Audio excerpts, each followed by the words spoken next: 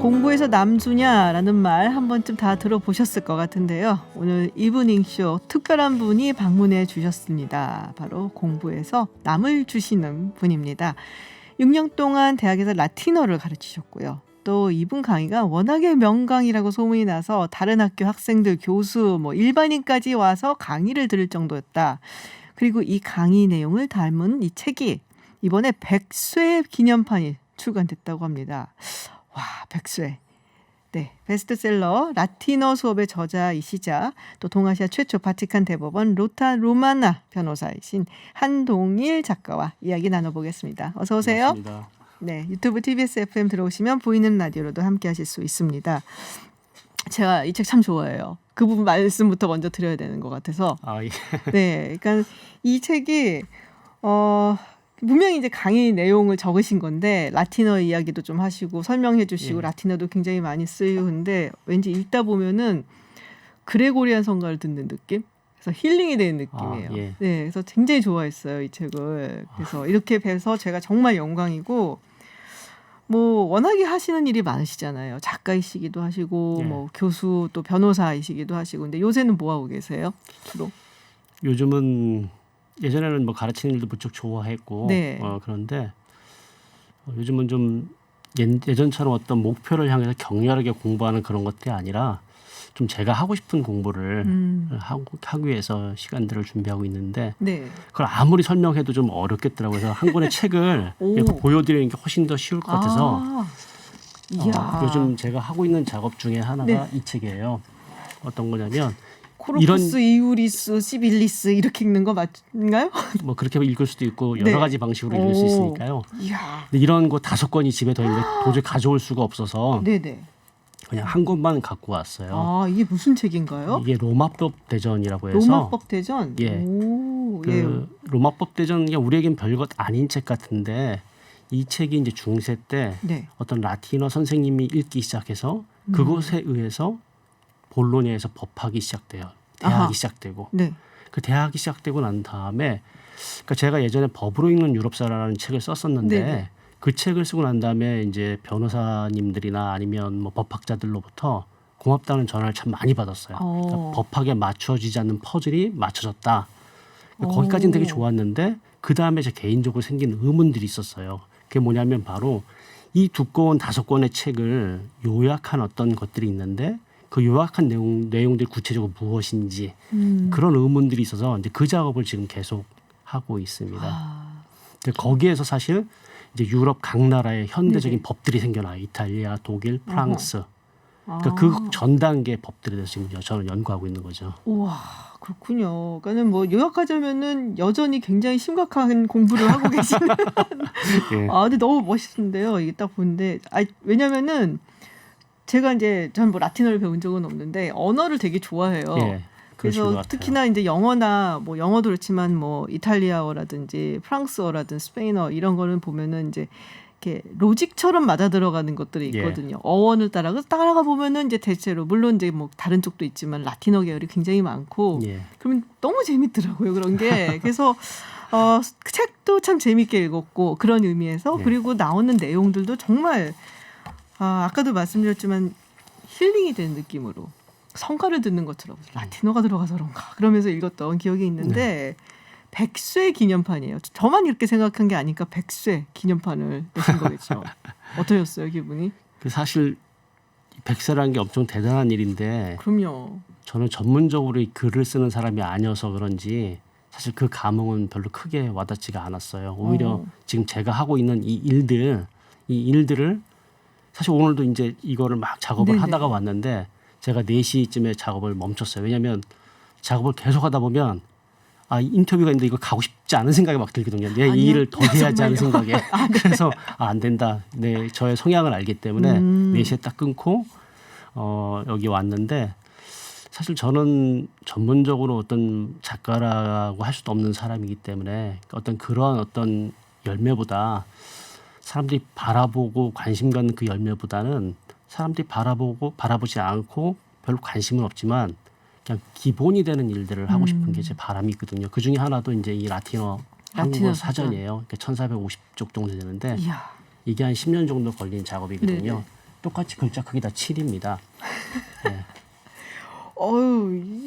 이렇게 멀리서 봐야 되는 나이가 돼서 저도 라틴어 사전. 예. 이야, 아니 근데 사실 그 책에 나왔던 대로 되게 흥미로웠던 게 라틴어는 이제 그 주어 뭐 이런 거가 이제 동사에 같이 포함이 예, 된다 이런 맞습니다. 부분이 나오잖아요. 예, 그래서 예. 보기만 해도 야 이걸 어떻게 공부를 하나. 사실 불어 공부할 때 저 진짜 힘들었거든요. 그보다 훨씬 더 힘들어 보여서 이걸 누가 예. 도대체 공부를 할까? 이 공부를 하면 머릿속에 두뇌가 이렇게 격자식으로 돼 있어서 이렇게 약간 방처럼 돼 있어야 하겠다. 뭐 이런 생각을 했어요. 근데 유럽에서는 아직도 대학 공부를 하려고 하는 친구들에게 네. 그 고등학교 과정 동안 이 라틴어를 학습을 시켜요. 아하. 그래서 우리의 수능격에 해당되는 그 시험에 네. 첫 번째 보는 시험이 고전어 번역 시험, 라틴어 시험을 봐요.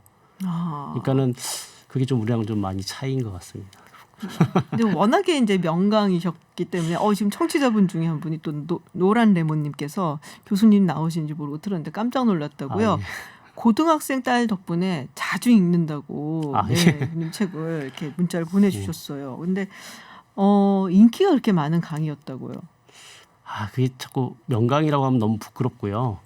근데 좀 많은 사람들이 와서 듣기는 들었어요. 그러니까는 처음에는 뭐 20명 안팎으로 시작한 조그마한 네. 강의였는데 나중에는 240명으로 그 수강생 인원을 제한할 수밖에 없었어요. 근데 그 이유는 그 학교에서 수용할 수 있는 제일 큰 강의실이 240명을 아하. 수용할 수 있었기 때문에 240명 정도 학생으로 제한을 하고 수업을 했는데 그럼에도 불구하고 주변 대학교 학생들 심지어는 네네. 그 일반 학생들, 일반인들, 네네. 그다음에 타 대학 교수님들까지 와서 들으실 정도로 많이 와서 들어주셔서 정말 저도 많이 놀랍고 그리고 그 수업을 들으러 오신 그 교수님들이 더 대단했던 것 같아요. 왜냐하면 자기가 가르치는 학생들도 있고 네. 또 타 대학에서 오려면 진짜 먼데 그걸 오신다는 게 쉽지 않은데 그래서 저도 그것이 오히려 더 자극이 돼서 다른 수업을 가서 받고 또 듣고 하는 또 자극을 주셨어요. 예. 저도 사실은 듣고 싶은데 지금은 안 하시죠 강의를. 그 강의가 지금 안 돼서. 예. 근데 사실 배워보고 싶긴 했어요. 라틴어가. 예. 네, 너무 어려운 거는 알겠는데 어렵다 얘기를 워낙 많이 들었고 그리고 제 기억에 남아있는 라틴어는 사실 그 죽은 시인의 사회 예. 네, 영화에 나왔었던 그래서 결국엔 라틴어 때문에 그걸 외워야 되는데 그걸 못 외워서 너무 괴로워하면서 약간 정신적으로 문제가 생긴 예. 학생 이야기가 나올 정도로 어려운 그런 언어다. 이런 기억 정도거든요. 예. 솔직히 정말 그렇게 어렵나요? 어떤 네. 그러니까 우리 아나운서님처럼 네. 언어에 관심이 많은 분들한테는 그걸 하다 보면 내가 여태껏 배워왔던 언어들이 바로 그 근거가 여기구나. 네. 마치 아주 그 많은 이 금은 보화로 장식된 방에 열쇠를 발견한 것처럼 전 너무 기쁨을 좋아요. 느낄 수가 있지만 반대로 그렇게 언어에 외국어에 특히 관심이 없는 친구들한테는 진짜 고문이 될 수 있겠죠. 그래서 모든 사람이 이 언어를 배울 필요도 없고 근데 우리는 지금 너무나 많은 사람들이 공부라는 하나의 이 테마 속에 갇혀 있는 사회이다 보니까 그런 것에 관심을 갖는 것들이 좀 약간 안타깝게 느껴질 때가 많습니다. 그래서 저 자신을 칭할 때도 뭐 변호사, 뭐 교수 이런 것보다 그냥 그래서 그런 일 공부하는 노동자라는 그 표현을 쓰게 된 겁니다. 또 지금 이제 많은 분들이 지타이거님 외에 또 여러분들이 책 제목을 다시 알려달라고 하셨는데 직접 소개를 해주시죠. 이번에 100세에 들어간 네. 책이요. 예, 라틴어 수업입니다. 네, 라틴어 수업입니다. 라틴어 예. 수업. 공부하는 노동자라고 하셨는데 사실 그 뭐랄까요, 약간은 여기 나와 있는 이제 책들을 쭉 읽다 보면은 그냥 라틴어 수업 당시에 이제 라틴어를 가르치는 내용뿐이 아니라 이게 어떻게 이런 말이 나왔고 어떻게 지금까지 영향을 미치고 있는지 뭐 문화, 역사, 뭐 사회, 뭐 여러 가지 방면에서 다 이거를 취급을 해서 말씀을 해주시거든요. 그래서 굉장히 흥미로운 책이기도 해요. 사실 뭐 로마라든지 또 유럽의 서유럽의 어떤 역사를 배울 수 있는 생활 속으로 갈 수 예. 있는 이제 그런 책이어서 굉장히 좋았는데. 공부하는 노동자라는 말이 책에도 나오죠. 예. 네, 무슨 의미세요? 저 자신을 설명할 수 있는 것이 가장 무엇일까라는 고민을 해봤을 때 그냥 저는 공부하는 사람이고 그리고 그 공부를 통해서 저를 알아가려고 하는 사람이거든요. 그래서 그거를 잘 나타낼 수 있는 단어가 무엇일까라고 생각했을 때 그냥 저는 공부하는 노동자입니다. 그렇게 이제 표현을 하기 시작했는데 사람들이 처음에는 좀 받아들이기 좀 어려워하시는 것 같아요. 왜 어려워했던 것 같으세요? 그냥 공부가 노동일까? 그 노동자 그 두 단어가 잘 조합이 안 된다라고 생각해서 그러신지 네, 일단 공부라는 것 자체가 너무나 큰 스트레스를 주는데 거기 공부하는 노동자라고 하니까 더 압박감이 좀 많이 들어서 그런지 그 용어에 대해서 별로. 근데 요새 공부하는 법과 관련된 또 책도 출간을 하셨어요. 예. 사실 뭐 그렇게 크게 주목은 받지 못하고 있는데요. 책 제목 한번 말씀해 주세요. 여기서 말씀해 주셔야지. 근데 사실은 라틴어 수업에 비해서 네. 이번에 출간된 책은 더 많은 정성을 좀 들여서 쓴 거는 사실이에요. 그건 왜 그랬냐면 사실 라틴어 수업은 정말 쓰기 한편은 더 편했어요. 왜냐하면 이제 6년간 강의한 내용들을 이제 대학 강의를 그만두면서 제가 6년 동안 학교에서 어떤 얘기를 했을까 그러니까 스스로 정리하는 차원에서 썼던 거거든요. 네네.